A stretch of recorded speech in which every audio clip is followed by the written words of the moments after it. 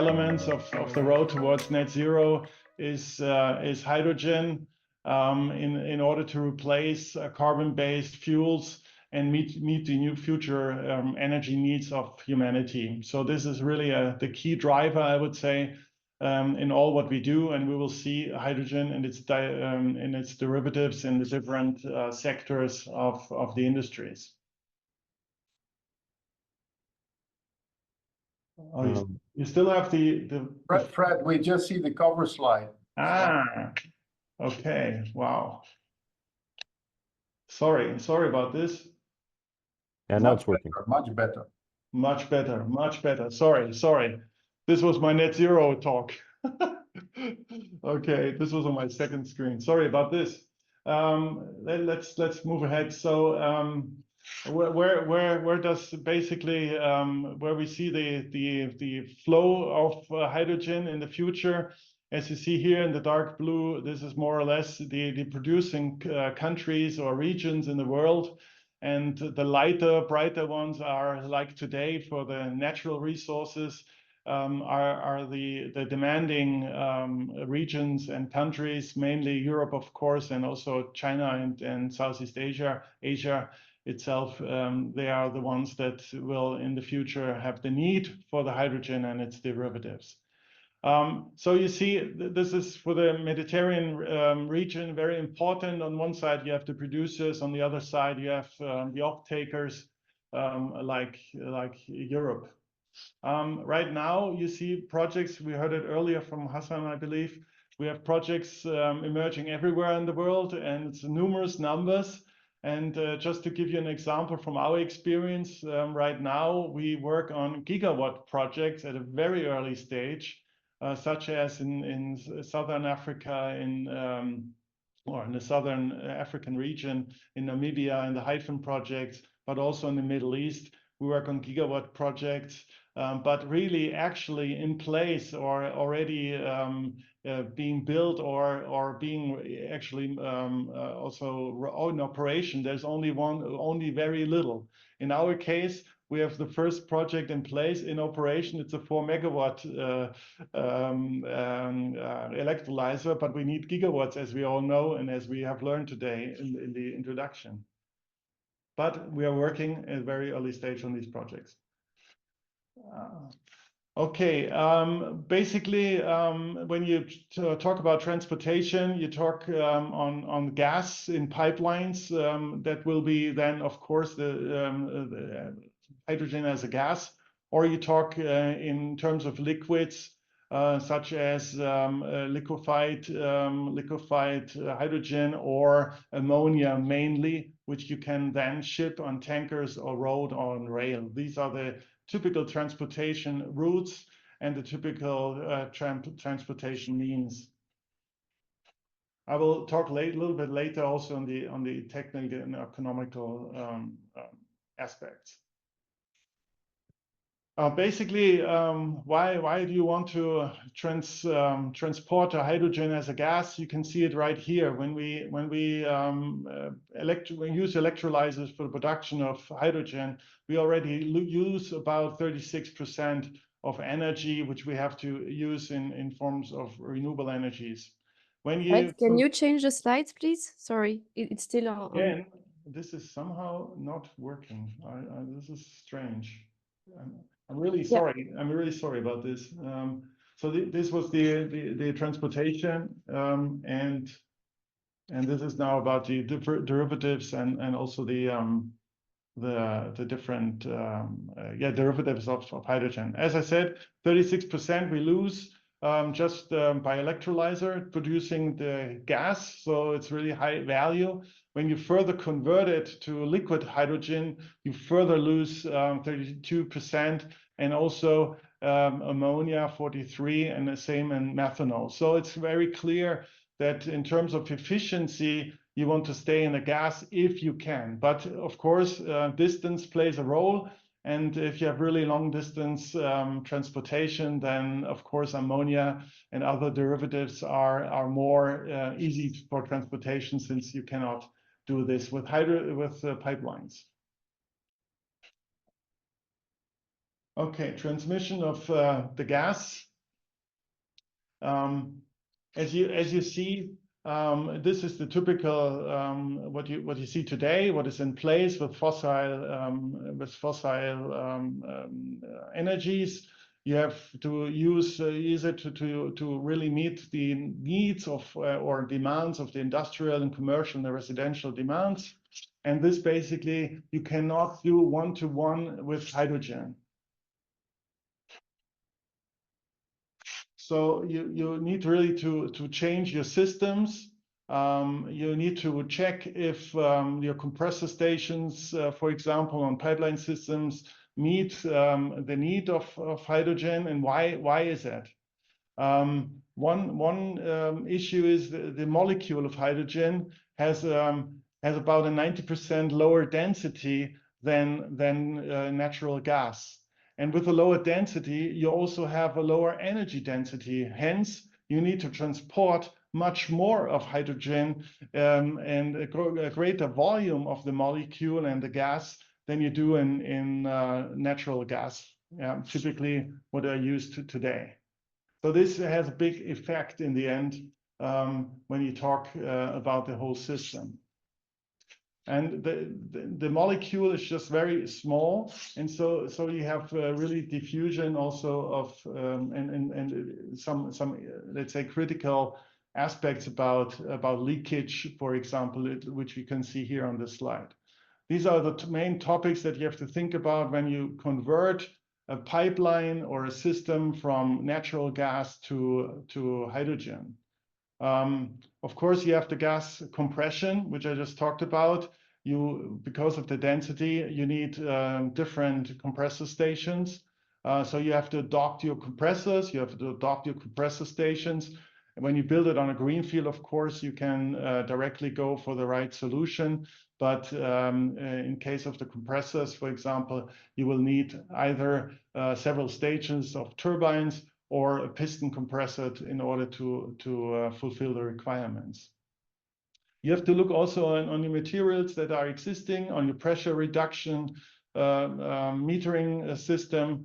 For example, that of course the materials are also capable for hydrogen, not only for the measurements, but also for the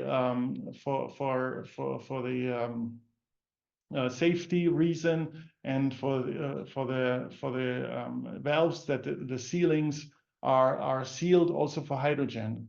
Because of the size of the molecule, again, it's a different issue than a natural gas. You cannot just switch from one-to-one from the natural gas system to the hydrogen. So what we do these days, for example, in Germany, there's lots of different operators with their gas transportation systems. We check their systems. We check their compressor stations. We check their valves, metering stations, pressure reduction stations. If the materials and also the valves and the equipment used, if this is really capable of hydrogen, if it's fit for hydrogen. What are the topics as well when you look at materials? You've probably heard already from hydrogen embrittlement, because again of the size of the molecule, it enters into the structure of the steel, and it depends on the steel type. If a pipeline, which is already existing, is capable of taking hydrogen or not. So you really have to check if this material is usable or not. On new pipeline, you can directly specify the right steel, and then the risk of cracking, of embrittlement is of course less. Yeah. Then there's of course a range of security issues due to the molecule of hydrogen. You see the flame speed on the you go to the right.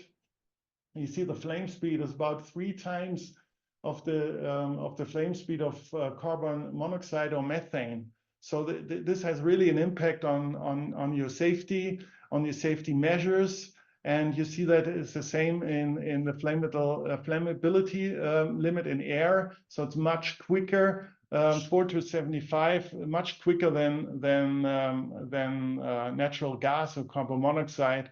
And this you have to, of course, take care of in your whole safety system of the complete system. Diffusivity, I've already talked about.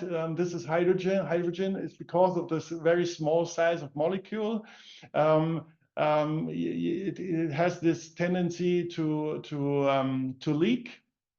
And so you have to really check your equipment if this is hydrogen ready. And this is, right now one of the main issues that we have to take care of on existing pipelines especially. Okay, what are the technical challenges from changing? Basically, on the compressor stations, you have two options, and mainly used in natural gas are turbine centrifugal compressors. Very similar equipment to airplane engines. Most of them even come from the aero business, and because of the density of the molecule again, it's very difficult to compress hydrogen to the same pressures as a natural gas. So you need several stages of turbines in order to achieve the same amount of compression. What is today available is already piston compressors, which is this is what is used in existing pipelines with hydrogen. And the turbine manufacturers, they tell us that in the future their hydrogen compressors will be available. Also the centrifugal ones, the turbines, but not yet. So also the equipment manufacturers, they're really in a big change position right now, and they have to be prepared for this change from natural gas to hydrogen.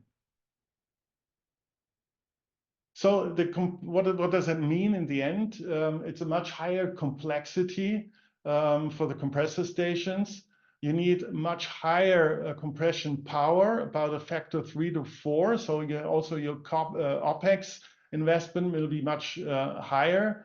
And also the blade tip speeds for centrifugal compressors will be much higher. So really it's all the technology development which is involved, which has to be designed, and the manufacturers really have to prove this technology in the future. I'm very positive that they will do so, but it's not yet. It's not like you can go into the manufacturer's shop and buy these technologies out of the shelf.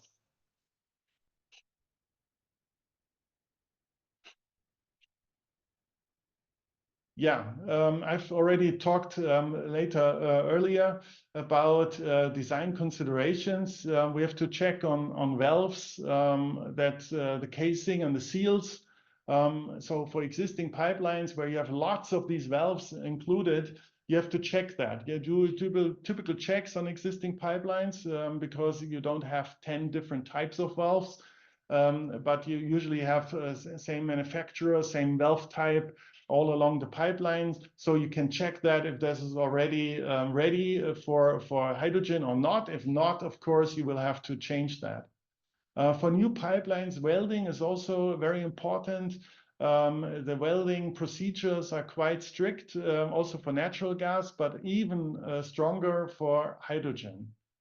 Right now, on existing pipelines, there's blending is already allowed by the existing specifications and like the ASME B31.8, but only up to 10%. Up to 10% blending is already possible. Other than that, there's only one further specification for 100% hydrogen, which is under development, which is still being prepared for the future, because this specification right now, the ASME 31.12, is for 100% hydrogen, but for small-scale pipelines, not really ready yet for large-scale pipelines like we need in the future. So there's challenges also in the regulation, in the standardization of the pipeline business here. We have executed for several operators a case study where we just tried to look at a certain type of route, a typical route. We tried to optimize the diameter of the pipeline and looked at the system requirements and did a comparison between CapEx and OpEx as well. What are the main findings here?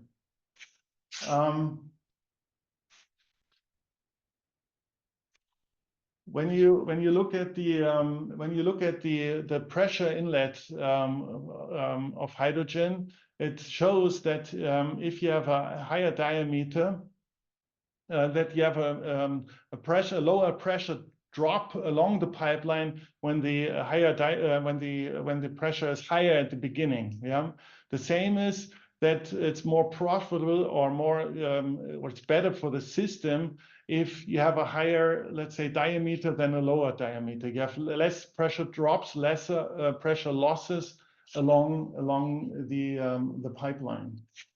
So the pressure drop will be less as a function of the inlet pressure for a given diameter. Higher pressure means less pressure drop per kilometer.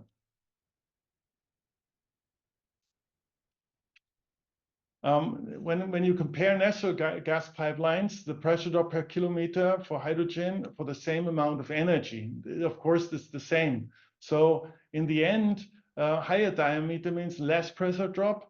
Pressure drop per kilometer for the same amount of energy, of course, means it's much higher for hydrogen compared to natural gas. So the throughput you need for hydrogen is much more for the same energy as you need in natural gas.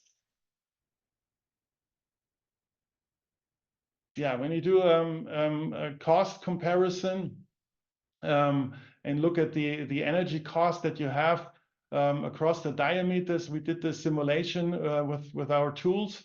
Of course, the larger the diameter is, the invest cost, of course, is higher, but the energy cost will drop with the diameter of the pipeline. This is basically what I've explained earlier. Higher diameter, less losses, and also on the pressure you need, the higher pressure you need in the inlet, the better it is for the pipeline transportation system in total. So that was quite an interesting outcome of this project, and we also utilized this result already in our projects. Yeah, this basically shows again the impact on operation pressure on unit cost for each diameter. Of course, if you're interested more in that, we can explain this in more detail. But it shows again that, of course, more profitable is the bar on the far right with the 120 bars. So the higher the pressure again, and the larger the diameters are, the more positive it is for the whole transportation scenario. In this case, we looked at a 1,000-kilometer pipeline with a roughly 60% utilization and a transportation of 10 gigawatts. And then the different bars, the different pressure stages.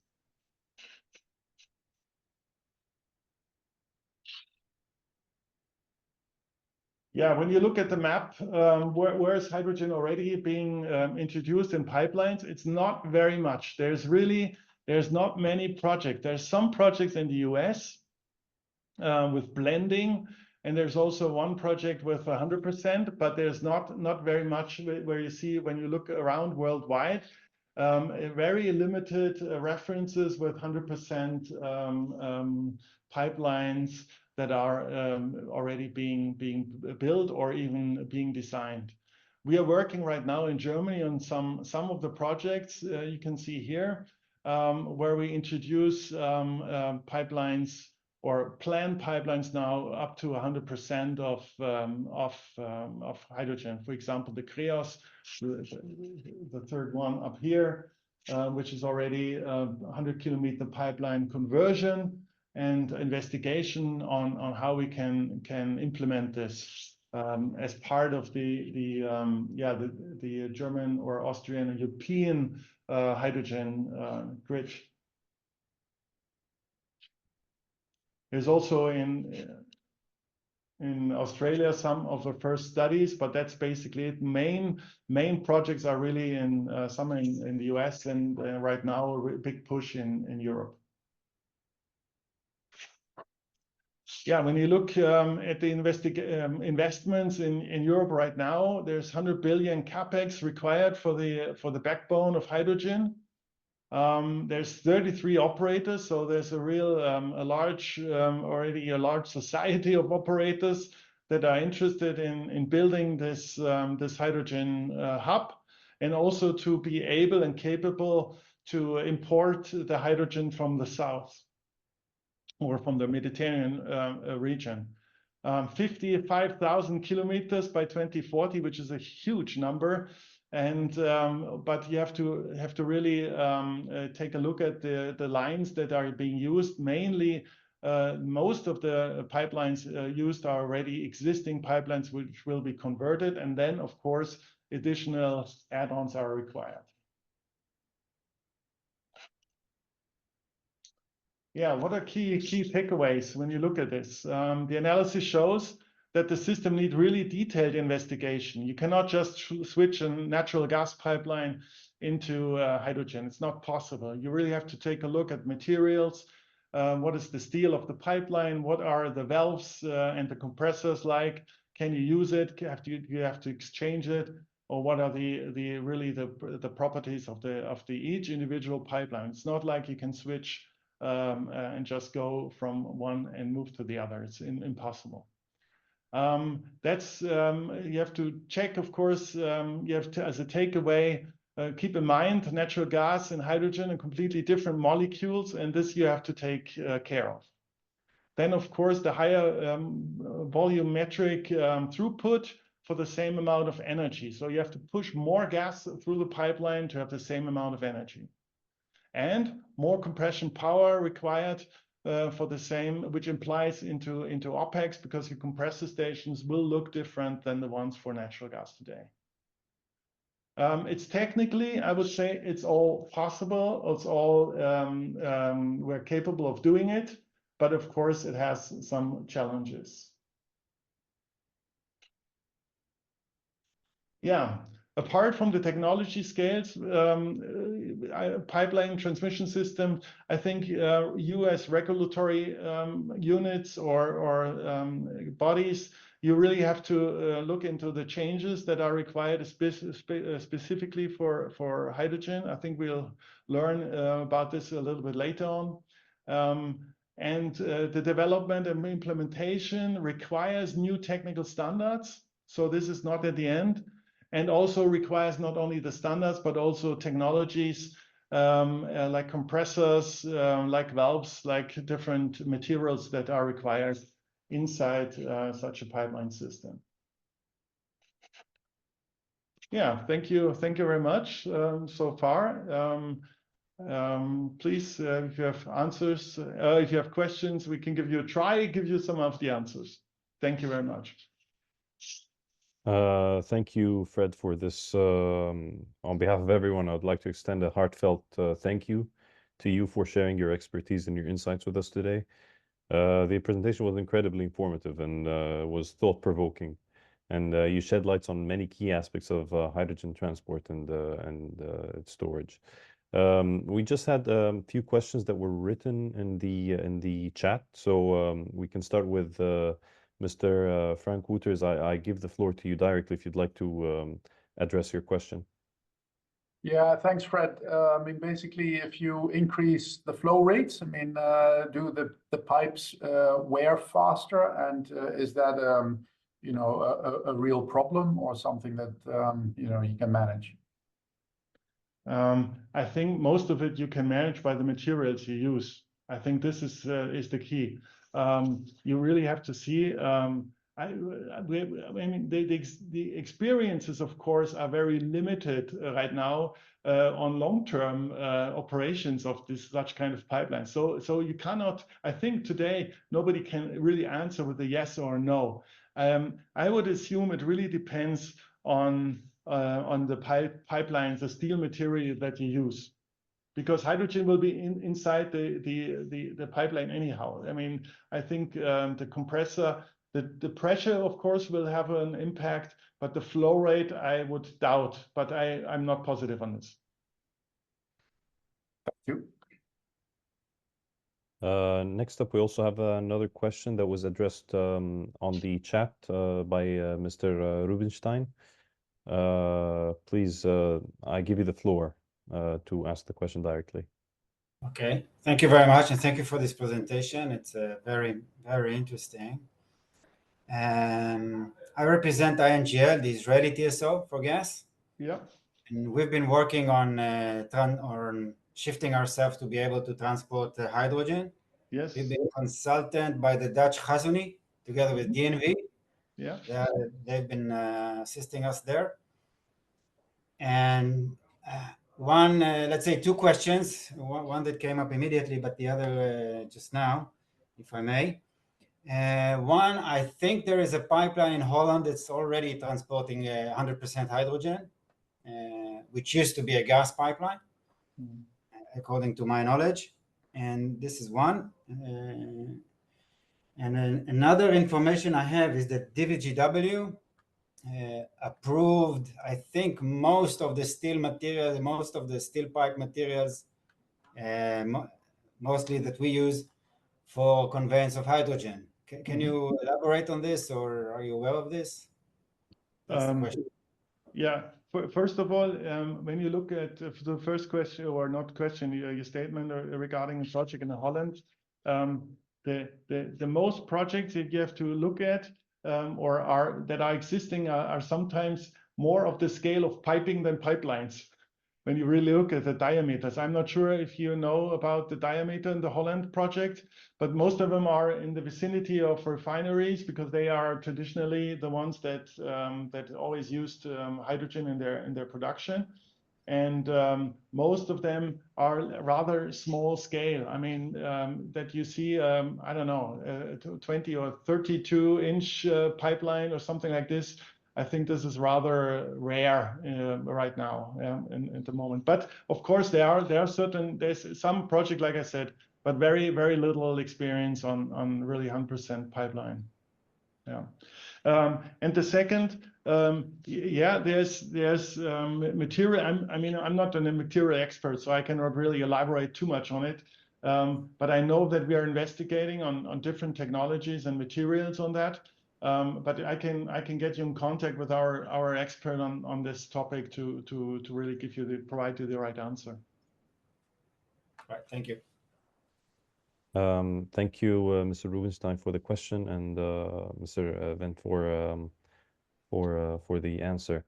We have 3 more questions, and we're gonna limit it to that, and then we're gonna move to the next presenter. So we'll start with Mr. Koray. Please, the floor is yours. Morning, I'm Koray from EMRA. First of all, thank you for this very elaborate presentation. And I just want to note a point. In Turkey, we have published the hydrogen strategy and roadmap in, I guess, 2021. In the map, Turkey was gray. So I would like to note that we have published the strategy, and in EMRA, Energy Market Regulatory Authority, we have established a energy transition department, and we are working on the regulations. So we are not completely gray in the map. And thanks again for the presentation. And we would like to have wonderful presentation if it's possible. Thanks. Thank you very much for the feedback also. And Mr. Ali Habib. Yes, hello. Thanks for this presentation. First, it's a very nice one. I have a question and comment. For question, you said compressor power will be increased between 3 to 4%. Can I know what was comparison for? I mean, are you comparing centrifugal natural gas with centrifugal H2 or centrifugal with reciprocating? Because this number a little bit higher for me than in literature. Second comment is for Holland. They have a very short one. I visited Khazuni last year, and I asked them a very nice question: what will be the cost for retrofitting the pipeline But the answer I didn't convince. He said we use a very sophisticated type of steel and we can reconvert directly without any modification. For me, it has a concern, a question how you can, but yeah, that was the comment for me. And yeah, that's the question. Thank you. Yeah.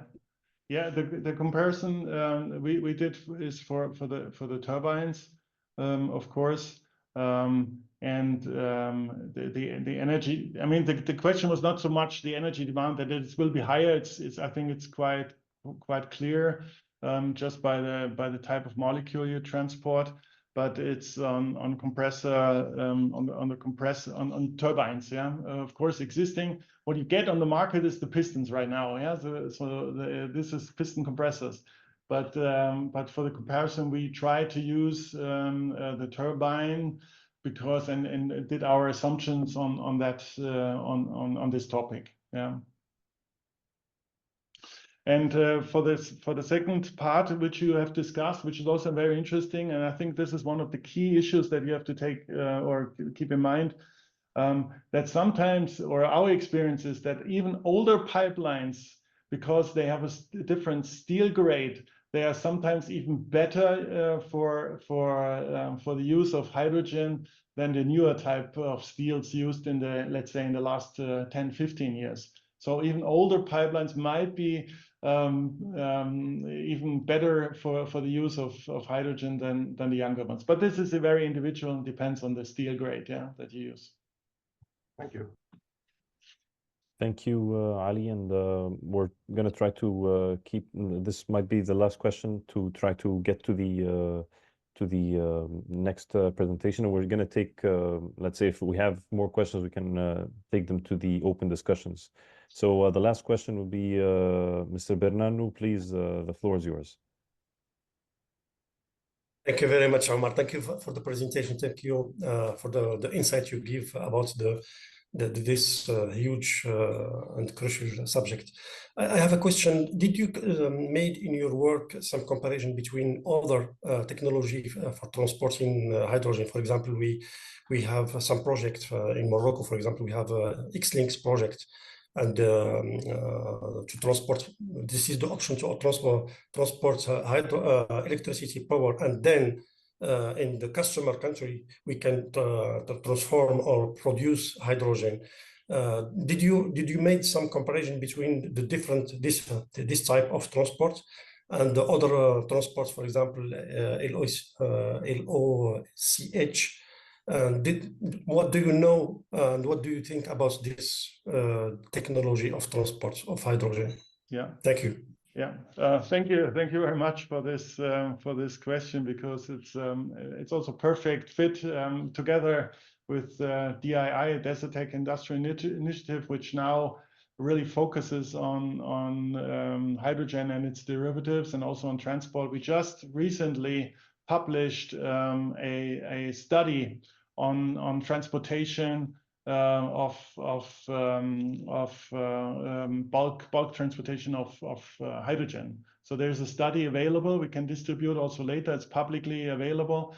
Where we did the comparison between pipeline systems, gas transportation, and of course derivative transportation via ship, for example, for ammonia, and also electricity. And this is has been recently been distributed and published. So there's this data available. And also in Morocco, as I left, we already did also a study on how to transport from Morocco gas molecules to Europe. And also did for some or the other developer also a study on ammonia transportation from Morocco to Europe. So there's already a lot of information available, but what is public right now, what I can really provide for you is the recent study of DII on this topic. Thank you. Thank you, Mr. Bernardo, and thank you, Frank, for this presentation and for such a fruitful opening up, fruitful discussion. We also have, if you're going to be staying with us until up to the open discussions, there will also be like a question from from Mr. Tuami regarding hydrogen leaks. If it's he was asking whether if there are technologies or protocols that are needed to detect and address hydrogen leaks. If it's a short answer, we can answer it now. But if it might open a debate, we can postpone it to the open discussion. So if it's a short answer, I give you the floor again, and to give. We can do it later in the open. I will stay in the meeting, so I'll be available also later. All right, perfect. So thank you once again for the presentation and for enlightening us with this information. And I'd like to move on to session 2, where we're going to be discussing natural gas pipeline retrofitting to transport hydrogen and the potential role of the regulator in the process. And giving this presentation will be Mr. Mohammed Al-Tahan, who is the CEO Assistant for Technical Affairs at the Egyptian Gas Regulatory Authority, GASREG, which is one of our members in MedReg. So, Mr. Tahan, the floor is yours. Thank you, Omar. Thank you for allowing me to share some thoughts in this interesting interesting workshop. And special thanks for Mr. Fred, because he made my task a little bit quite easy, because I was wondering how to link between the role of regulator and the retrofitting the transport hydrogen through different models of transportation, because this is complicated in terms of engineering and at the same time complicated in terms of regulatory. But I will try a little bit to talk about this. This is me, Mohammed Al-Tahan. As Omar said, I'm the CEO Assistant for Technical Affairs in the Egyptian Gas Regulator. I have past experience with former vice chair for the gas working group with MedReg in 2020-2022. I was a gas market expert as well with Energy Community, ECRB in Vienna, 2019. And I had the privilege to work as a consultant with ILAB Consulting Engineers for a project gas pipeline crossing Almaty, Kazakhstan, China in 2016. And my basic knowledge coming from the Egyptian gas grid as a SCADA and data digital transformation engineering director. So actually, as I said, it's very complicated to answer what's exactly the natural gas pipeline retrofitting and the role of the regulator, because it's a worldwide debate till the moment, and no one gave a clear answer. And even the initiatives in the United States, the European Union, and even other parts of the world, still they studying, they simulating, they modeling, they take the results and try to figure out, should we follow the gas literature in regulating things, or should we create another regulation, or should we mix and start to push a little bit? This is why the 5 W's of why, what, who, I'm trying to answer. Actually, the answer for me, I don't have an answer, because we all in this moment, we are reading a lot of studies, we are sharing a lot of webinars and workshops, as Hassan said, and we are learning together what exactly should be the role. But I will try a little bit to elaborate in my presentation some specific answers for this. So let's set the international scene of the energy. As the speakers, the previous speakers said to me, yes, said in the workshop, yes, there is a Paris Agreement mandates, there is a greenhouse gas emission needs, declining the carbon dioxide emission, trying to curbing the global warming to below 1.5 set, moving to the energy transition, the hydrogen needs, the energy crisis, the post-COVID. Yeah, lots of terminologies and lots of things put a high burden on all the stakeholders of the energy value chain, specifically the regulators. Of course, the mandates for the business as usual, we are using the most of the energy coming from the fossil and less coming from the renewables. So however, the mandates for the net zero in 2015 and 2030 is have less fossils and more renewables. And this is, of course, a very big challenge. And there is as well a paradigm shift in the integrated energy systems, moving from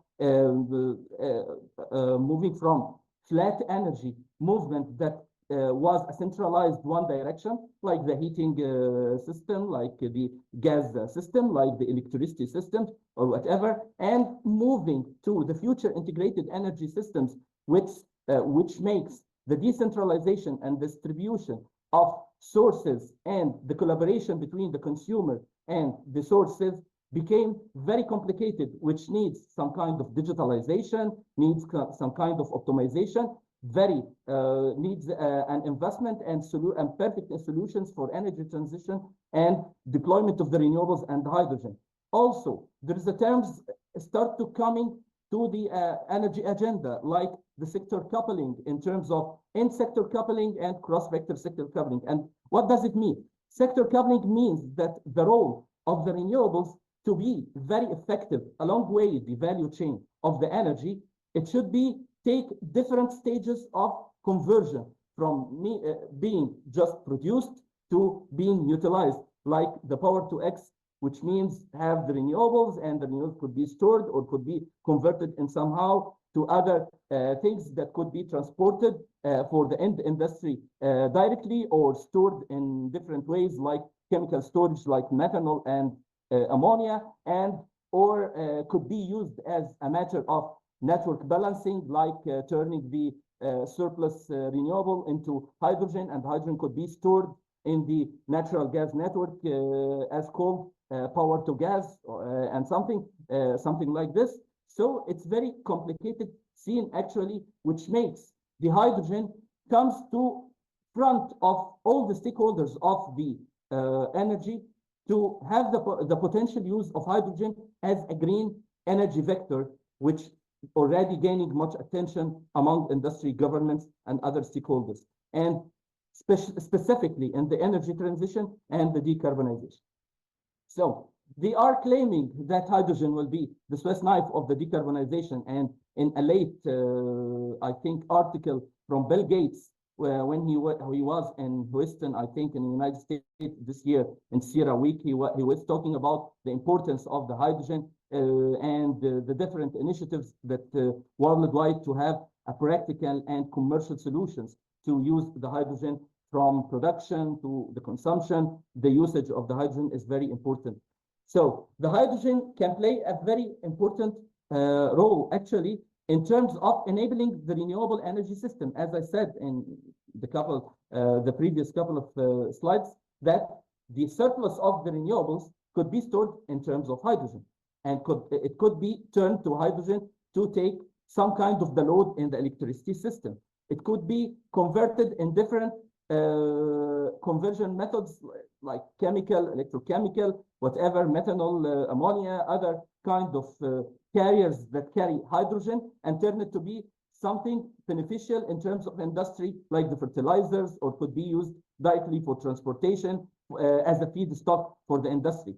But we should carefully taking the note that hydrogen is not a primary source. It's just only a energy carrier, which means it could be storing the energy, transporting the energy, distributing the energy through using the hydrogen.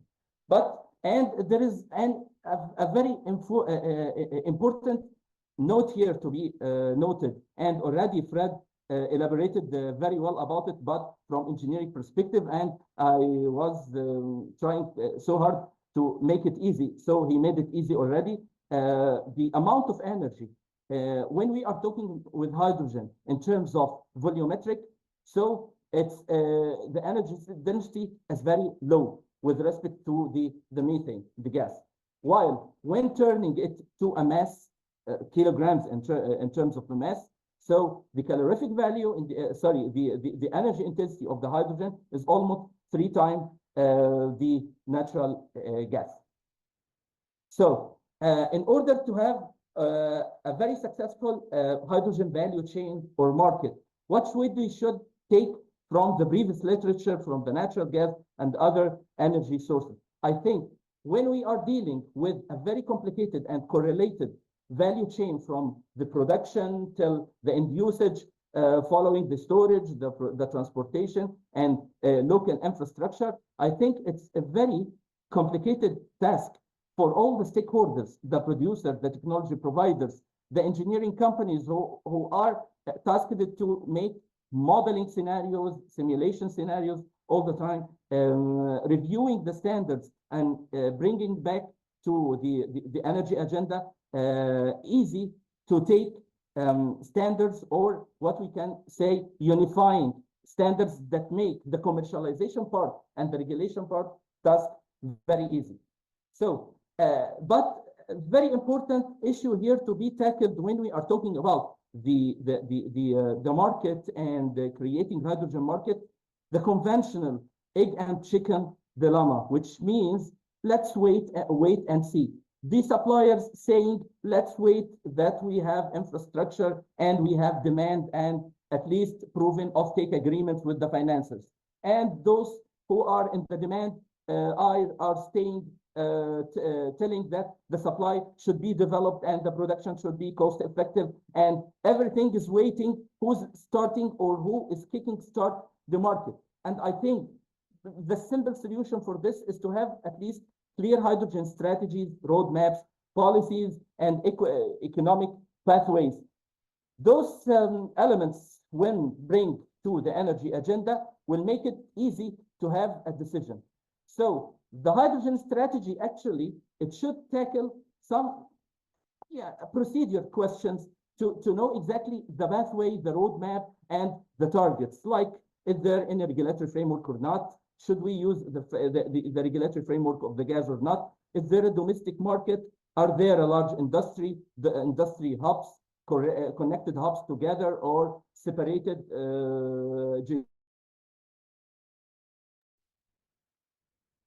Another one, the geographic places of the consumption. Is there any excess of the power produced in terms of renewables to be used in the electrolyzer, or should we build a new power sources renewables? Do we have the permits? Do we have the lands? Do we have the capabilities, the technology, the easy way? Is there a large, for example, when it comes to the blue hydrogen, is there the oil and gas refineries or whatever to support the blue hydrogen? Are there any existing skills and man hours and labors who have the skills to deal with the hydrogen topic, because it's a new and it could be complicated a little bit? Yes, who is working in the industry, in the refineries, already have the skills to deal with the hydrogen, but when it comes for the hydrogen to be on a large footprint, on the large scale, and to be the hero of the energy transition, it needs different things. It needs different skills.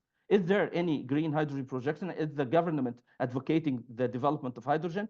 So when we are developing a hydrogen strategy to tackle developing a market, we should keep the energy trilemma in mind, like the security, the sustainability, and affordability. Because as Hassan said in the beginning, yes, we can move, talking about hydrogen, and hydrogen should replace the fossil, and we can fill in a gap of energy security, like those after the crisis of Ukraine, Russia, and the problems of affording much gas in the market and whatever.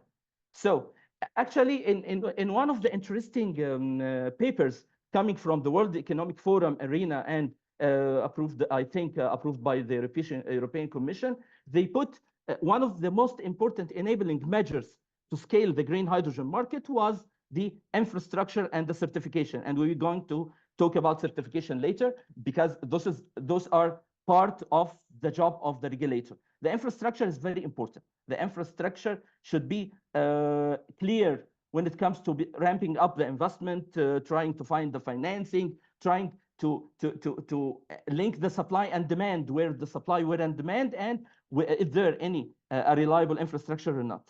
And in order to match the infrastructure with the market needs, this will be a crucial to materialize and capitalize on the existing infrastructure or the new infrastructure to have an investment. And this actually to avoid having a stranded assets. And what does it mean, stranded assets? If some strategists talk that we are moving for repurposing, for example, or talking about blending hydrogen in existing infrastructure, and they didn't reach the target of this strategy, so some steps on the ground could make the infrastructure already or the pipeline that under the focus to be stranded, not used. And this is, of course, a burden for the regulation and a not effective solution. So the process of matching the hydrogen market needs, supply, demand, and the investment should follow a procedural way from the initiation, and the players in this stage could be the government, the regulator, and the TSOs to identify the targets, of course, based on strategy or whatever, and should then move to market consultation in order to know if there any shippers will be willing to sell this gas, ship this gas, will do the capacity booking for the networks if already purposed for the hydrogen transportation or whatever. And this could be have the TSOs, the producer, and the public and institutional stakeholders and regulator, of course. Sorry. And then moving to the non-binding expression of interest. In the non-binding, we have to test the market, to test the commercials, test the capabilities. Then moving to the binding commitment when you have already offtake agreements, you have the financiers, the TSO is ready to take this step, the producers are willing to produce a cost-effective hydrogen, so the supply and demand became stable, or at least in a definite situation, or quantitative situation, to have moved forward for the implementation and approve the investment, what that's called final decision investment. So now let's concentrate a little bit on incorporating hydrogen in the transmission system operator and distribution system operator. Of course, deploying the efficient hydrogen infrastructure, we should focus and we should ask ourselves where the hydrogen should be produced. Is it in the beginning should be produced in a separate clusters? This, of course, at that time does not need much higher regulation, just only some kind of permits.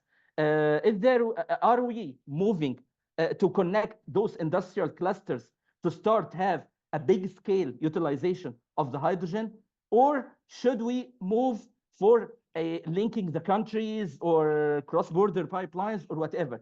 The answer in this regard is very important, because the demand and the supply and the geography of production and consumption is very important to identify what kind of infrastructure should be used in terms of different things, like this way. This diagram representing the hydrogen energy density, of course, the model that hydrogen be transported versus the transport capacity.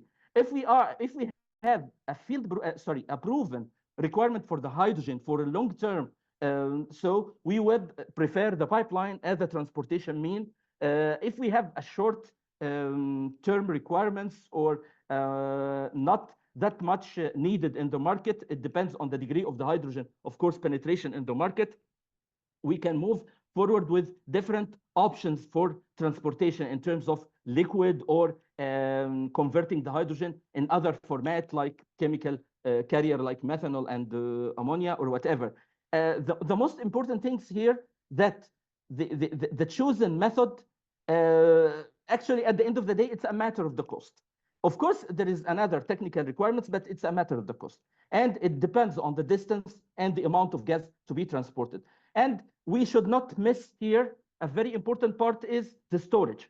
Because when you produce the hydrogen in the volumetric way, you cannot use it unless you have a pipelines or whatever, or compressed like the CNG. But if you need a very continuous requirements or demand, so we have to turn to buffer and store the hydrogen in different things to mitigate the effects of the short terms and the seasonal flexibility mandates.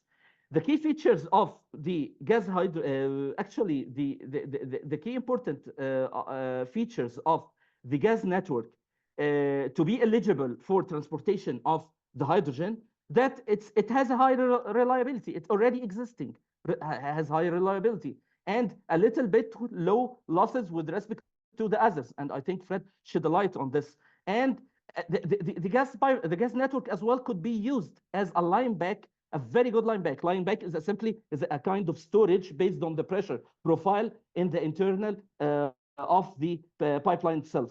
And of course, the natural gas has the most cost-effective method for high volume and continuous consumption.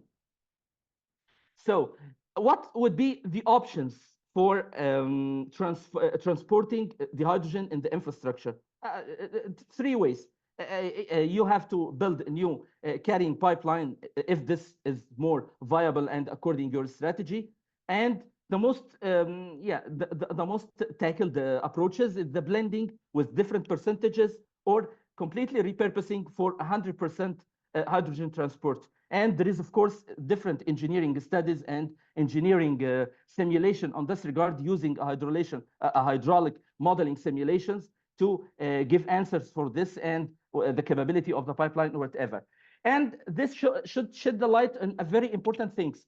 The conventional role of the transmission system operator and the distribution system operator, because they are all the time have a mandate of operating the network in an economical way, operational way, that take in consideration the effect of the pressure, the flow, the quality, and the security of supply. Because this is all the time, 24/7, the whole, what's in the mindset of the operator of any network. So the pipeline operator of the hydrogen start to find some terminologies and some challenges regarding the quality, the calorific value, the compression and the compression requirement, as Fred already elaborated very well, the integrity of the pipelines that already will transport the hydrogen, the measurements requirements, the hydraulic behavior of the hydrogen. And of course, the blending have already different risks that should be tackled in a structured way by determining the operating parameter, controlling the effects that coming from using the hydrogen as part of the blending based on the percentage of the blending, and of course determining the inspection intervals and the inspection programs based on the blending limits. The major area of concern associated with the hydrogen blending is those couple of questions. What maximum hydrogen percentage at which no or more modification are needed? What is the type modification that be required for higher percentage of hydrogen? What would be the impact on using the appliances and the safety implication? Because hydrogen at the end of the day, when being utilized through the pipeline transportation, could be used in a high sensitive calorific value application or low sensitive calorific value application. Of course, if there is no major change, so we don't need to change the burners or make modification with the end appliances at the end user. What would be the impact of the natural gas pipeline leaks rates? Should we have tackling some control measures or repairing measures for the valves, the fittings, the materials, and of course the embrittlement as already tackled, the impact of natural gas storage, and what would be if the pipeline under cathodic protection. Those couple of questions should be in the mind of the operator and the regulator all the time when are deciding to use the hydrogen as part of the process.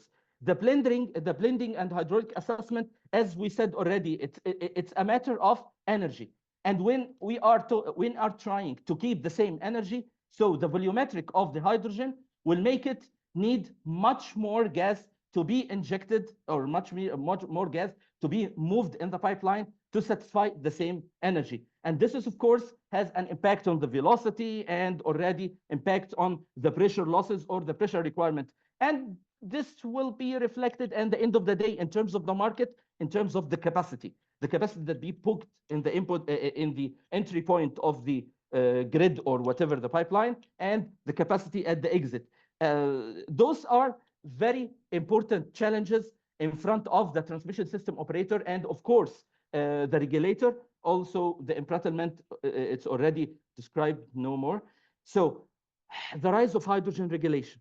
The hydrogen regulation, as we said in the beginning, should it follow the gas regulation? The conventional gas regulation is dealing about the major element and the famous element of regulation, like the unbundling, the third-party access of the network planning, the revenue regulation, and the regulatory asset base.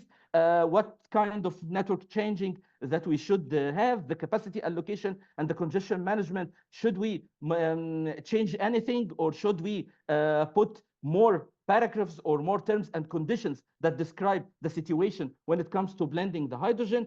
What would be the situation for the distribution? Because distribution at a less pressure profiles than the high pressure transportation. So I think the hydrogen deployment in the transmission system would be different than deployment in the distribution. The transitional measures and experimentations that would be needed through the hydraulic modeling simulation and other kind of simulation that should bring results come into the techno-economical studies to know exactly the capex, the opex, what would be the requirements for cost-effective transportation. Yeah, so the regulator will tackle all these kind of challenges and work hand by hand with the stakeholders and especially the operators to develop the regulation, develop the standards or change the standards, and develop the certification to manage all such kind of challenges. And here I share with you an example for repurposing procedures and the objective of repurposing, which means 100% hydrogen to be transported from a very interesting study by DMV. It's very easy. Natural gas network assets, in order to be repurposed, it should be viable when it comes to operationally possible and there is a demand. If there is a technical feasibility and needed for the hydrogen as a demand, in addition to the operational possibility, then it will be an easy answer. Yes, we can move with repurposing or blending to a certain percentage based on the different situation and the different circumstances. So if we repurpose a certain pipeline or certain part of the pipeline or certain part of the grid, what be the regulatory asset base requirement in this regard?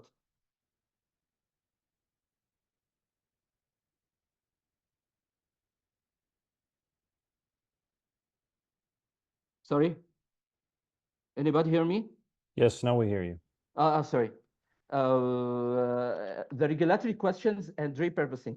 Those couple of structured steps and procedures will be in the mind of the regulator when set with the transmission system operator in order to take the decision on part of the asset, which part of the asset to be repurposed, the asset transfer value, the allocation of the cost and the revenues expected, the procedure to transfer the asset when repurposed, or the asset if will accept just only the blending of the hydrogen. So it's very complicated, but we should build on the literature of the regulation of the hydrogen, the regulation of the gas, to take the lesson learned or take the procedures that already happened and try to apply it for the hydrogen in order to reach settled decision regarding the idea of repurposing or the idea of blending.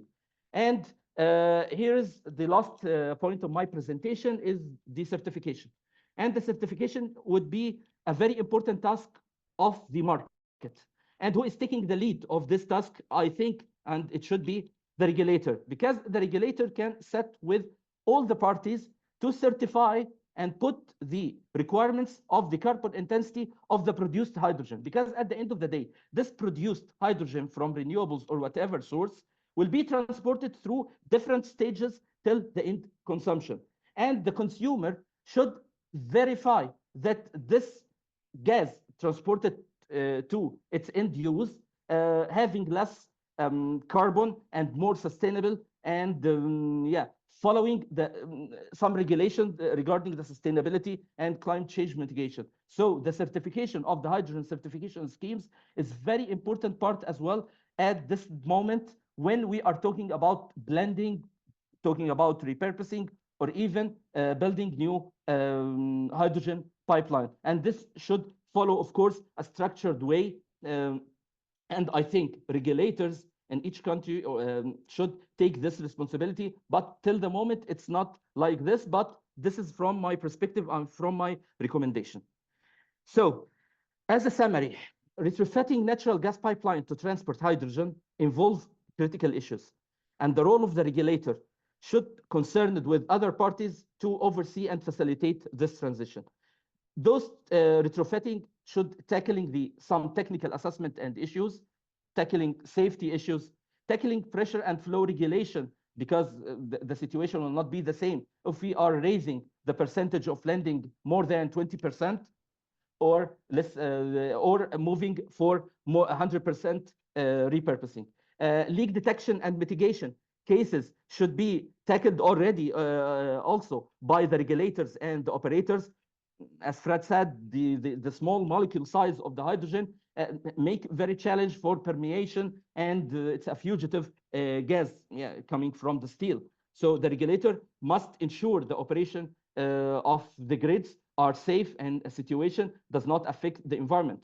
The infrastructure upgrade, of course, it depends on the percentage of the blending or repurposing or whatever. The regulator should review with the operator the network codes or whatever and the requirements of the grid.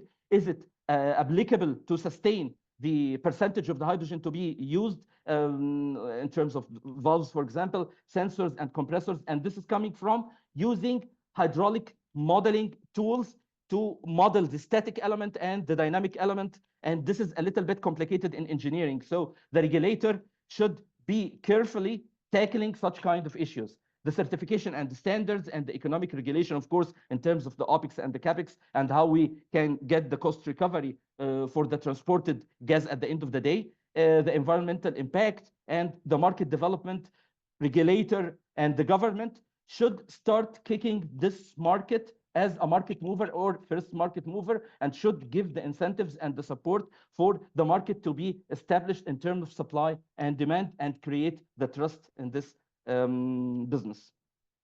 And this is finally, my message here is just do it. No hydrogen market will be without implementation. I think this is the final message, and thank you for listening to me. Thank you so much. A sincere thank you to you, Mr. Tahan, for delivering an insightful presentation on this vital topic, especially that you also shed light on the pivotal role of the regulators and potentially what can regulators do, even touching on the certification. So if it's fine, we can go straight to opening the discussion. And first, I'd like to give the floor to Frank.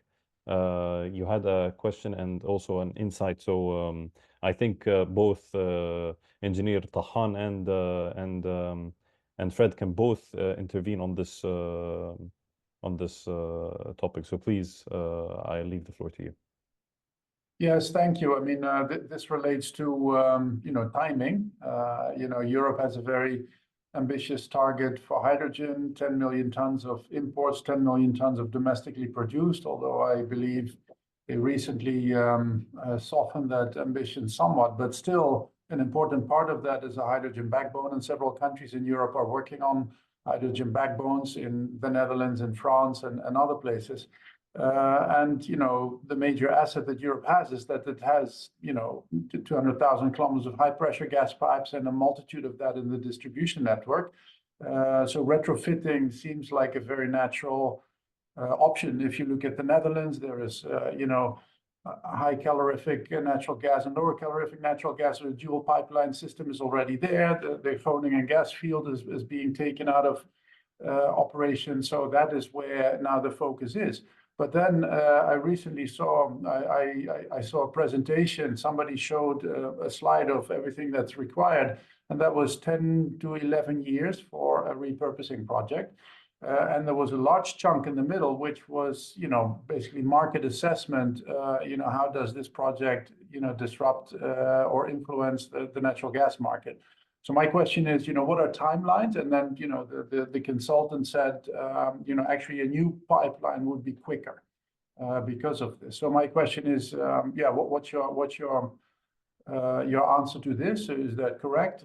What can we do? Because it's, 10, 11 years is just very long, and can't we speed up? Mr. Fred? I don't know, Frank. I know the situation from the German market, and there it's like this, that about 70% of the pipelines will be reused, and they already investigated on the pipeline. So this is the quickest and fastest way you can do it. And also to reduce the investment cost. Yeah, it's not just the speed, but also, of course, the economic part of it. So I think the operators are doing already the utmost to implement the system. I think it's wise in a high let's say populated area like Germany, Netherlands, France, to use existing pipelines as much as you can. It's much more easy and faster than introducing a new pipeline where you have to do new studies and environmental impact assessment. Thanks, but that was exactly my point. That was my assumption until I saw this presentation. Somebody said that converting a natural gas pipeline to hydrogen takes longer than building a new one.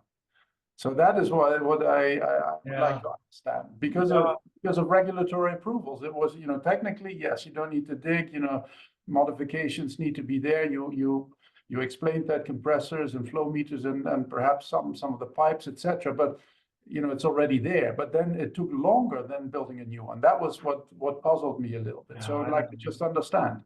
Is that correct? Is that not correct?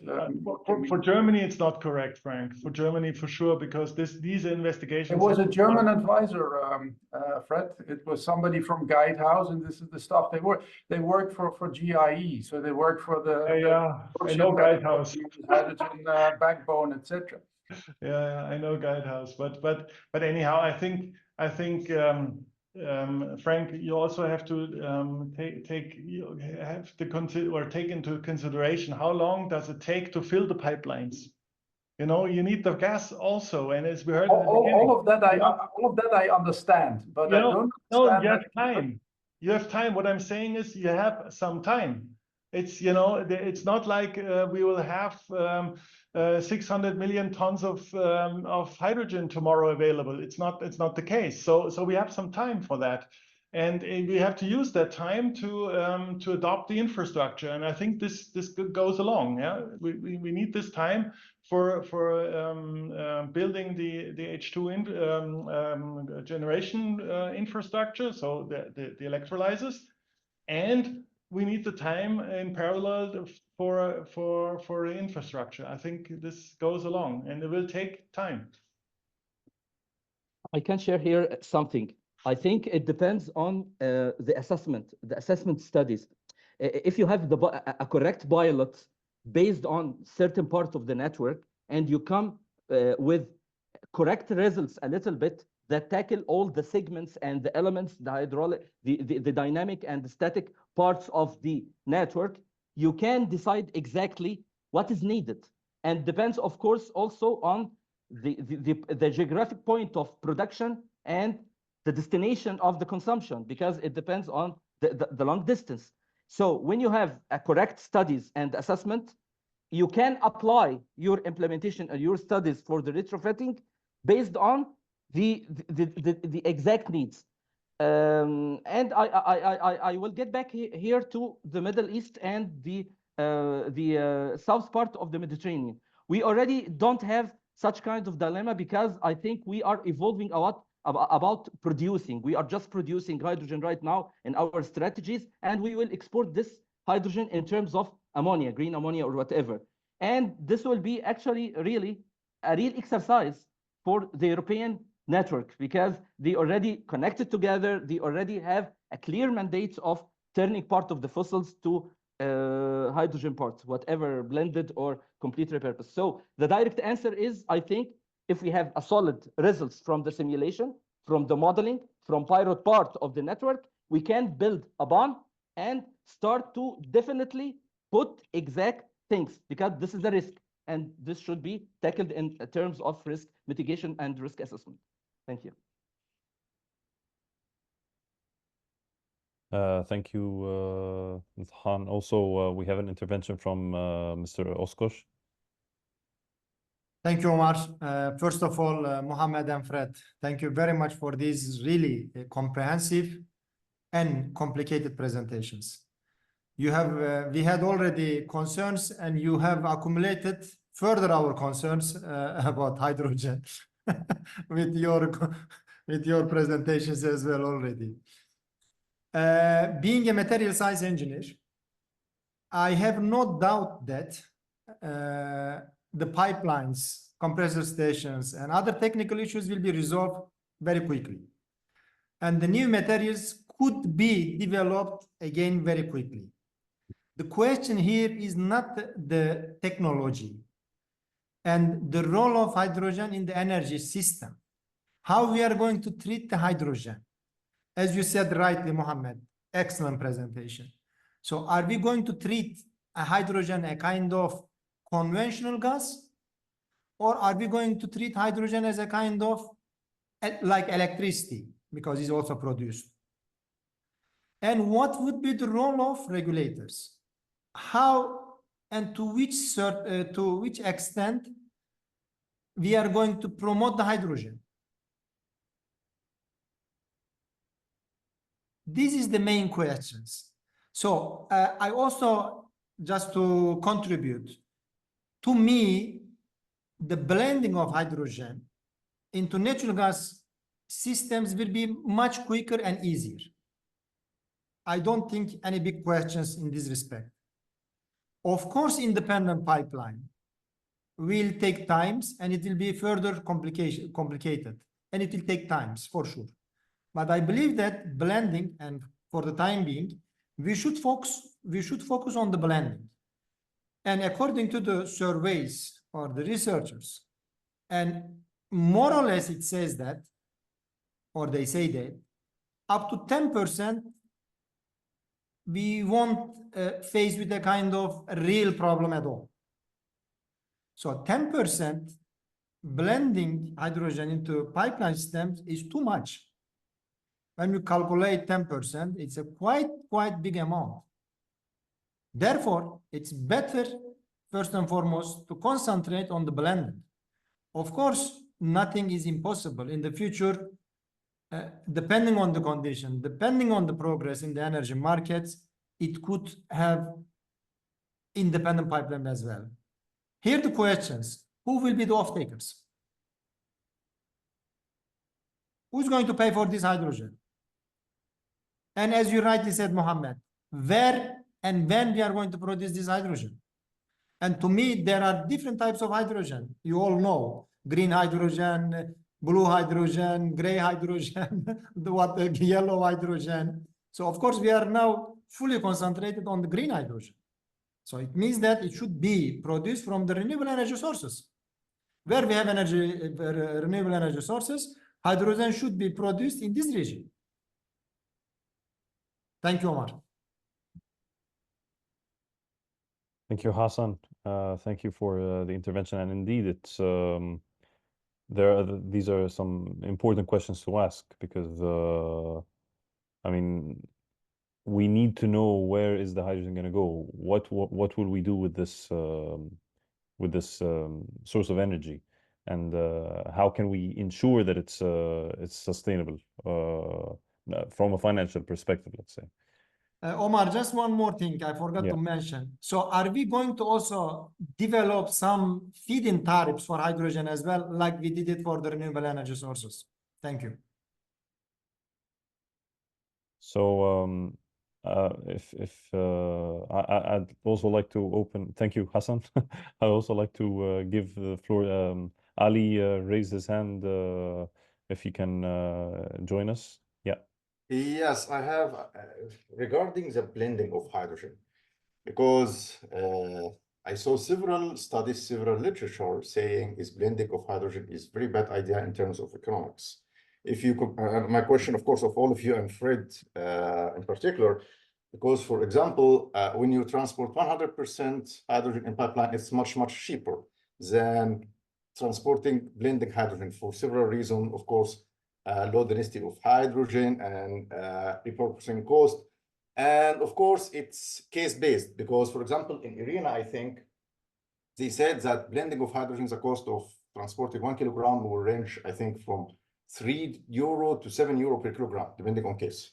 So is it really a good idea to blend hydrogen, or just to transport to go directly to 100% pipeline hydrogen? Thank you.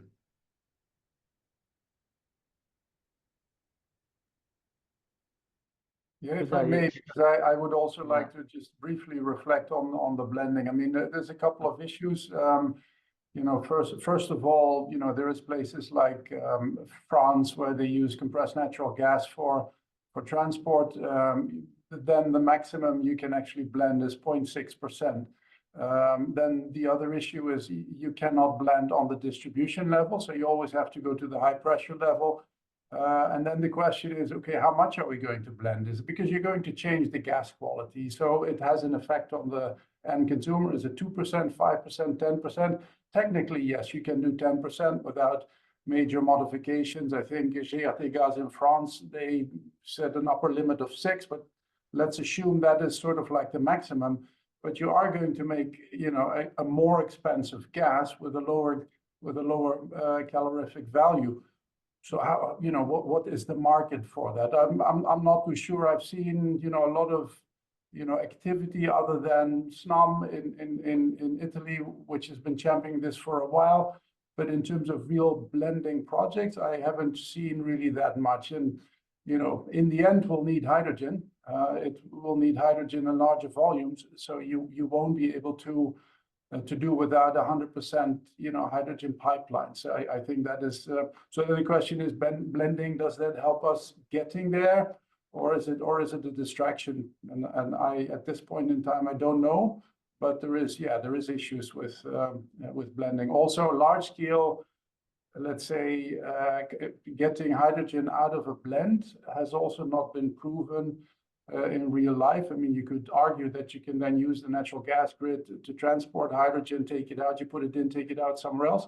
But that hasn't, it's not that straightforward. I haven't seen real life good solid results on that. I can intervene here from different perspective.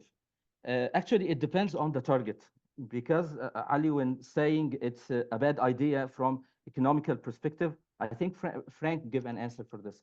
But it depends on the target. For example, if you are using renewables and try to deploy more renewables as a primary source for electricity and connected to the grid, so when it comes to more surplus electricity, renewables production, you have to turn this surplus in terms of the market for some storage. And we know that electricity storage is very tough and need very expensive batteries. So hydrogen comes here to maybe play the role of storage in terms of power to gas.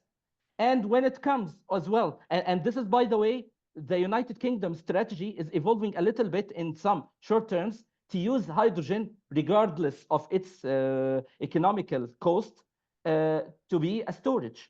There is as well another perspective for hydrogen blending to decarbonize the process of the transportation of the gas. Because when you are replacing some part of the existing methane with some parts of some volume of hydrogen, they claim that you are decreasing the carbon dioxide footprint and the methane emission. This is another target. Of course, all such kind of targets should be materialized in different studies and should be reflected in economical model after you have a good and cost-effective levelized cost of hydrogen production from the different sources of renewables, either wind, solar, or whatever. But actually, this question have no direct answer. Is it bad or not? Is it good or not? It depends on the strategy that you are following as a country. Thank you.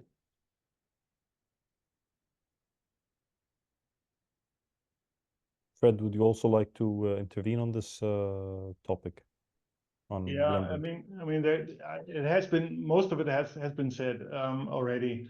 I think blending is, for me, it's a transition technology, because in the end, Europe wants to decarbonize and needs to decarbonize. So the need for the 90% of natural gas is not there anymore long term. I always talk long term. Yeah. So in the end, most of the operators, at least in Germany, they have decided to go for the 100% hydrogen network, which will be built up part by part, piece by piece. Yeah, and like I said earlier, in that time we need to really focus on production of hydrogen and its derivatives. So in order to get these volumes to the demand side, and I think that's the biggest task. So blending, I think blending is valid, but it's not long term. Yeah, it's we really need to talk about 100% hydrogen transportation, and then it's either pipelines in gas as a gas or for shorter distances, and it's probably the ammonia or methane for long distance transportation. Clear. I just wanted to also tap on one aspect, because we always think about the fact that, and this is also what Engineer Tahan kind of touched on right now, which was that one solution does not fit all usually. And usually different countries have different strategies. So it would also be nice to know, like, for example, because you mentioned, for example, 100%, let's say, pipelines that are dedicated to transporting hydrogen, and there will be a very high demand for the use of hydrogen in Germany. I just wanted also to understand, like, in what applications would hydrogen be used exactly in Germany? Yeah, well, there's different applications right now. The largest one, and the one that really claims it first and wants it right now, better tomorrow than today, is the steel industry. Yeah, so they want to produce. These are the large scale off takers that are looking already for the hydrogen, and they have a business case already. Yes, so for them it's really the natural next step to go to hydrogen. So and they are huge. Let's say they have a huge demand as well. So and they are driving it right now. Yeah, the steel industry is very much pushing for it. So I believe there's a need that we transport the hydrogen to Europe.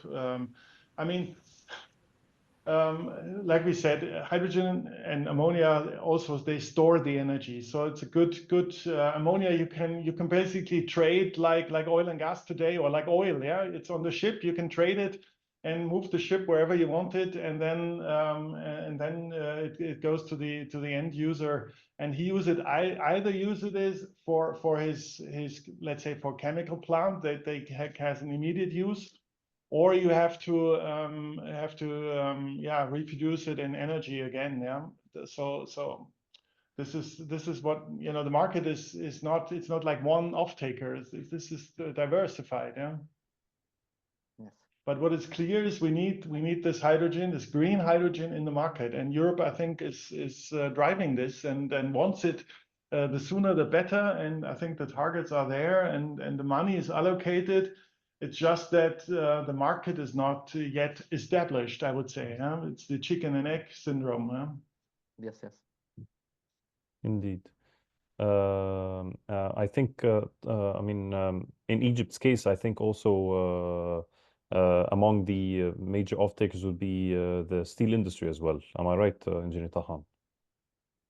Actually, we're still in Egypt, didn't have proven offtake agreements, but I think it should be logically for the industry in Egypt, especially those new permits for factories like steel, aluminium, and whatever, to use something like this, low carbon or decarbonized or hydrogen.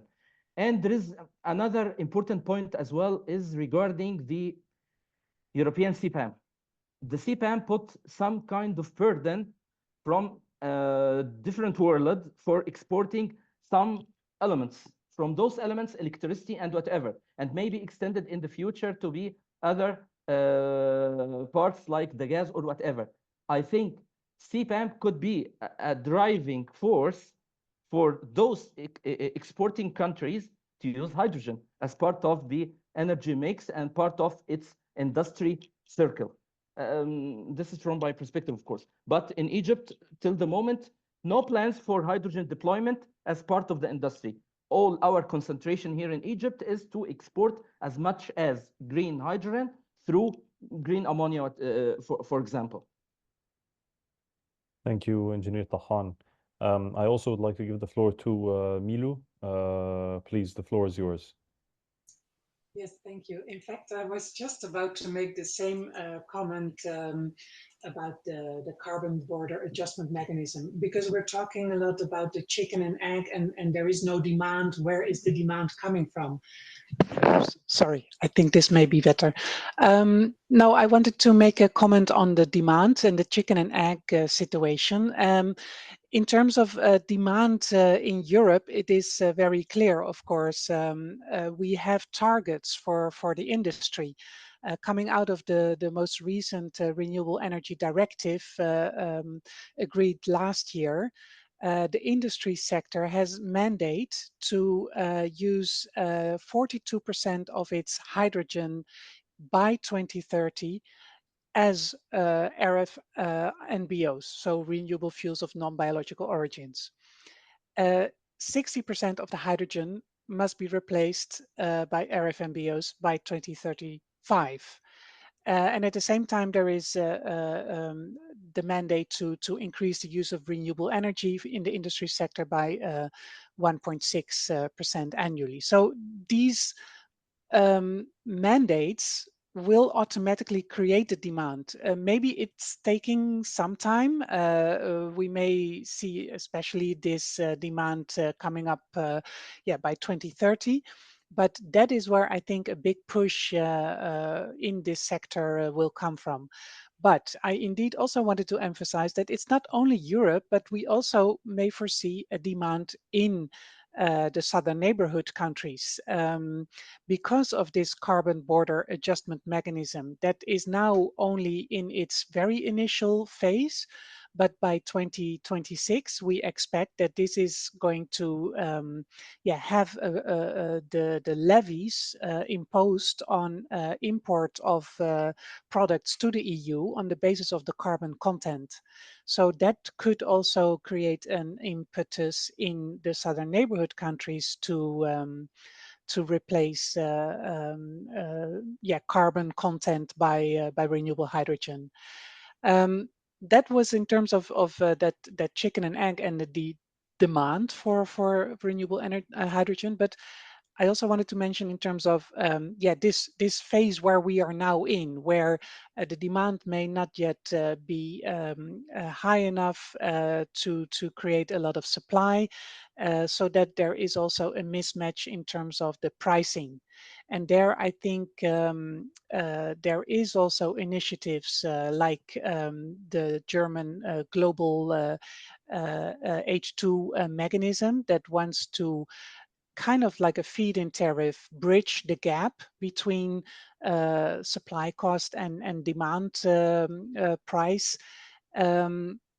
And there is also discussions in the EU in terms of looking for ways to bridge this gap. There is an initiative called the European Hydrogen Bank that has just started its very first step to offer that kind of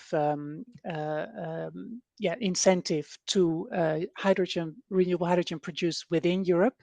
But there is also discussions on an international leg for this hydrogen bank.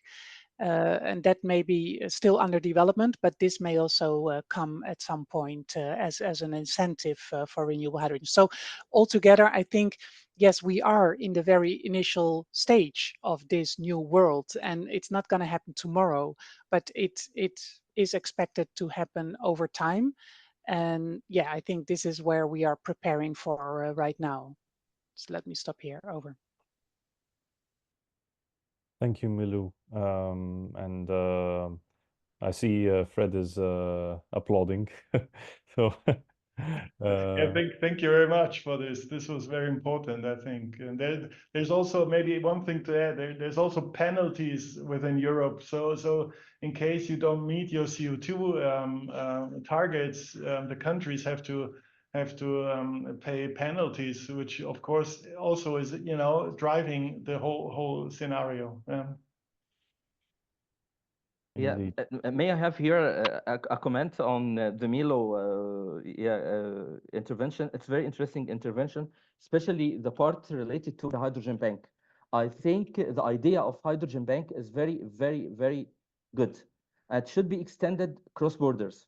What I mean, I think European Commission or European Union should take a macro view for the developing countries, the producing countries, and try to help them in terms of the investment and allowing the bankability in a very, very low interest rate, or at least following the same procedure of the incentivizing the European producers of the hydrogen, like, for example, making a branches for the hydrogen bank in the whatever in the North Africa, in each in whatever the country is producing the promising one.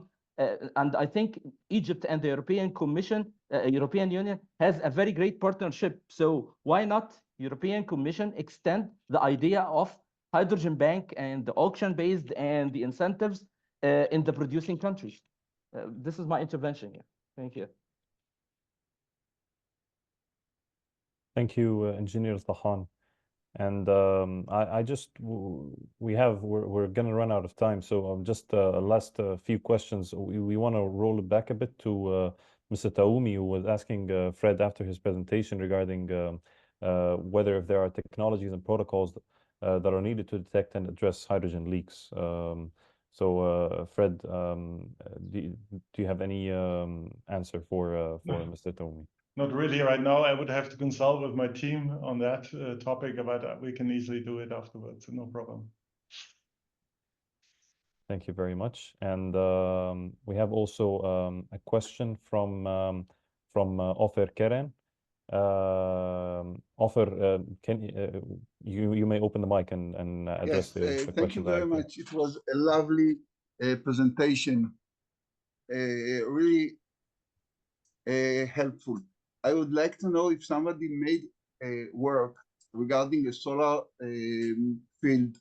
Today, we invest a lot making the grid from this field to the center of this country. If somebody compare it to make the hydrogen there and make a pipeline of hydrogen to the nearest destination, and not by making those electrical pools, if somebody compare the two technologies.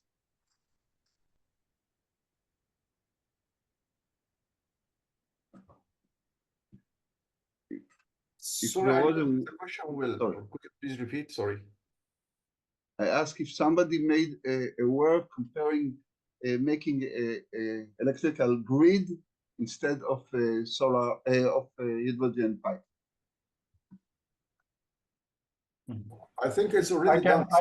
I can briefly answer that. There has been, plenty of studies, large-scale, gigawatt-scale, renewable electricity generation with solar and wind, for example, in Saudi Arabia, where the major question was, where do you put the electrolyzers? And then, instead of putting the electrolyzers at the coast and having several tens of gigawatts of electricity connection, you would then make the hydrogen where the power is produced, where the solar is, and then use a pipeline instead. And for a huge project, that would be tens of billions of dollars cheaper. So pipelines are way cheaper than electricity connectors. One of the numbers that I've seen was that the pipeline would actually cost 30%. So you have $100 billion investment in a 100 gigawatt renewable energy project, and the electricity connector would be 30 billion versus a pipeline that was a few billion. So just to give you an indication, it's so much cheaper to transport molecules than electrons. If you do that, the numbers at scale is very quickly you go to a pipeline. Thank you very much. You're welcome.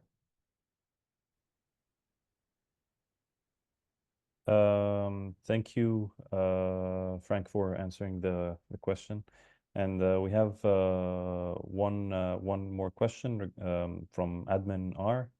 I don't know if you were able to open the microphone and address the question directly, or whether if you'd prefer us to ask the question. Can you hear us?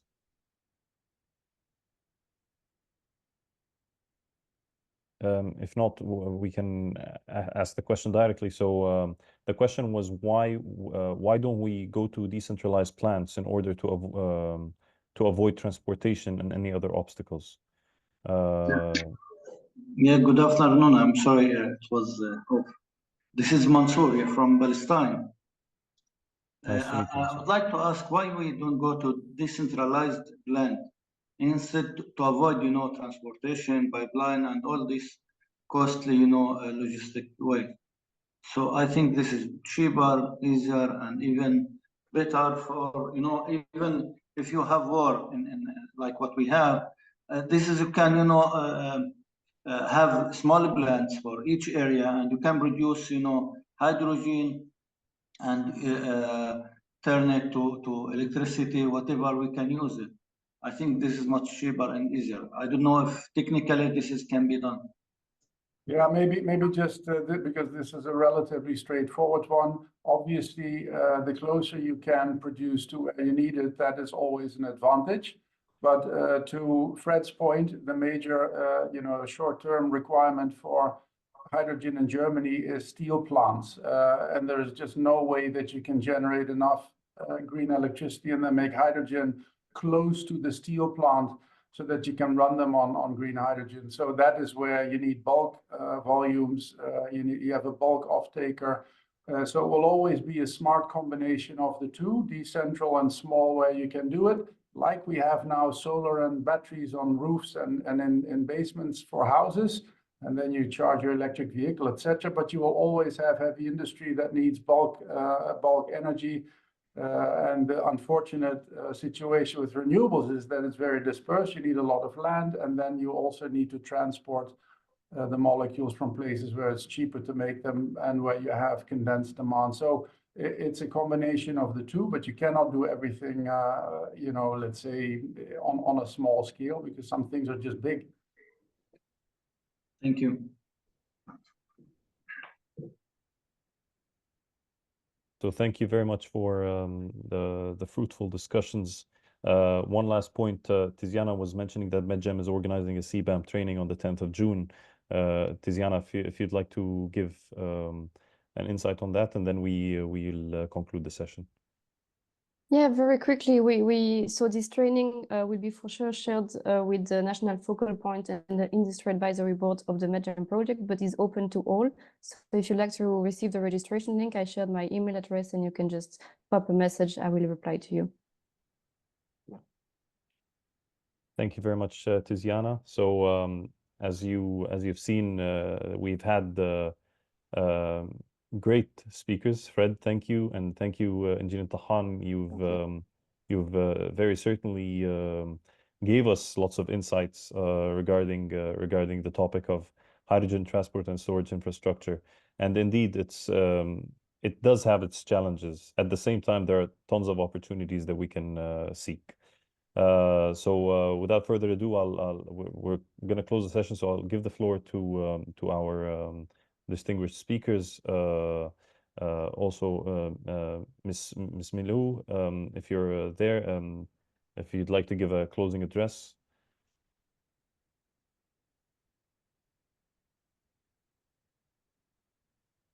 If not, we can, yes, Milou. Okay, yeah, thank you. No, I don't think I need much time. I want to thank all the speakers and the ones presenting very much. I think it was a very insightful event, and the sessions have provoked questions, and that I think is also what we need in this process to continue discussing and to continue exploring the potential and the possibilities. So I look forward to continuing this discussion both in MedReg and in MedGEM and in the exchange between these projects. And I hope to see the participants again very soon in any of the next events of either MedReg project or MedGEM project. Thank you, Milou. Thank you very much. And I'll give also the floor to MedReg Secretary Director, Mr. Oskosh. Thank you, Omar. I also would like to thank our speakers and also Miliu. Miliu has underlined very important issue about the hydrogen bank and also the CBAM issue. These are two elements that can directly or indirectly promote the hydrogen. So the hydrogen emerged as a kind of fuel for the energy transition. If you wouldn't have concern about the climate change, about the greenhouse gas emission, hydrogen wouldn't be that much popular. So therefore, we should not look at from one perspective. We should look at hydrogen from different perspectives. So we should not only look at from the demand supply or the economical perspective of hydrogen. We need hydrogen for the energy transition. And therefore, we should promote hydrogen. And promoting hydrogen, it's very important role of regulators. So here, I believe that regulators play a very active and very important roles in promoting hydrogen in our energy mix. Once more, I would like to thank to everyone for this really wonderful and insightful webinar. Thank you all. Thank you, Hassan. Thank you. Thank I'd you. also like to give the floor to Mr. Wouters. The floor is yours. I think everything has been said. We're very grateful for this lovely webinar. I really enjoyed the presentations, learned a lot, and this is part of what we do as a network. Yeah, thanks Fred, thanks Mohammed, and thanks MedReg for working with us on this. Thank you. Thank you very much. And lastly, I'll also give the floor to Ms. Noura Hajri from ANRE, who are leading the Hydrogen Task Force at MedReg. Please, the floor is yours, Noura. Thank you, Omar. So as we come to the end of this webinar on green hydrogen transportation and storage, I would like to extend my gratitude to everyone who contributed their knowledge and insights. Well, this webinar has focused on the crucial topic of transportation and storage. We have learned a great deal about retrofitting, the challenges and the concerns involved. And we have also discussed potential solutions, even if I would say the challenges outweigh the solutions. But yes, discussion of these challenges in detail is a major step toward finding the right solutions. And as Mrs. Milous mentioned at the beginning, this is just one of the many topics that require deep discussions and coordinations. Green hydrogen development is not without its hurdles. We have technical limitations such as what we have discussed today, as well as the efficiency of electrolyzers processes. We also have economic concerns such as the cost competitiveness of green hydrogen compared to conventional alternatives. And of course, let's not forget the need of supportive policies and facilities in order to help the widespread of green hydrogen and to allow its trade in the future. Nonetheless, by coming together, pooling our knowledge and sharing our expertise, we can navigate these challenges more effectively. And I would say that this was the main reason behind the creation of the Green Hydrogen Task Force within MedReg, is to share perspective, experience, and expertise on green hydrogen development in the Mediterranean region, with the focus on the potential role of regulators. Well, with over 70 participants today, I believe this webinar was a success. I would like to thank the speakers and the participants. Thank you, Mr. Tahan and Mr. Fred, for the great presentations. Thanks, MedGEM, and special thanks to Mrs. Tatiana and Mrs. Raya for their efforts. And of course, a massive thanks to Omar for helping making this successful webinar. Thank you, everyone. Thank you very much, Noura, and thank you all. And a question to the presenters: would it be fine if we circulate a PDF version of the presentation to our participants? Okay, sure. Thank you very much. You can also share the contact details in case people want to contact us anytime. For sure. Thank you very much. And if anybody would like to say anything else, if not, we can conclude the session. Thank you very much to everyone. Thank you. Thank you. Thank you. You too. Thank you. Nice afternoon. Thank you. Bye-bye. Bye-bye. Bye-bye. Thank you.